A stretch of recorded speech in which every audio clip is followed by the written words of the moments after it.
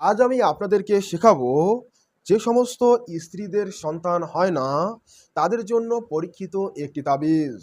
এই তাবিজটি প্রয়োগ করার পর ওই সমস্ত নারীরা যাদের সন্তান হয় না দীর্ঘ কয়েক বছর যাবৎ চেষ্টা চালিয়ে যাচ্ছেন, বিভিন্ন ডক্টরের কাছে যাচ্ছেন, কোনোভাবেই কোনো কাজ হচ্ছে না, এমনকি পরিবারের মুখে, সমাজের মুখে আপনাকে নিত্য কথা শুনতে হচ্ছে, নিজেকে সবার কাছে ছোট মনে হচ্ছে, তাহলে আল্লাহর উপর সম্পূর্ণ আস্থা রেখে পবিত্র অবস্থায় কেবলার দিকে মুখ করে বসুন, 2 রাকাত নফল নামাজ আদায় করুন, দরুদ শরীফ 11 বার পাঠ করুন এবং এই তাবিজটি স্ক্রিনের মধ্যে দেখতে পাচ্ছেন সাদা কাগজের উপরে লিখুন।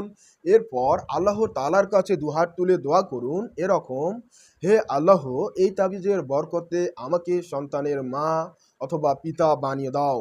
এইভাবে আল্লাহ তাআলার কাছে দোয়া করুন এবং শেষে দরুদ শরীফ পাঠ করে কাজটি সম্পন্ন করুন এবং তাবিজটি 1 বোতল পানির মধ্যে ভিজিয়ে রাখুন। ওই পানি প্রতিদিন পর্যন্ত খাবেন, অর্থাৎ ওই পানি আপনাকে প্রতিদিন খেতে হবে। এভাবে 7 দিন পর্যন্ত খাবেন, ইনশাআল্লাহ সন্তানের মাতা অথবা পিতা হতে পারবেন।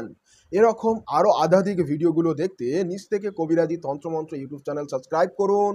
ফেসবুক বা টিকটক থেকে দেখলে ফলো করুন এবং সেই সাথে সম্পূর্ণ ভিডিও দেখার আমন্ত্রণ জানাই আমাদের কবিরাজি তন্ত্রমন্ত্র ইউটিউব চ্যানেলে। ধন্যবাদ।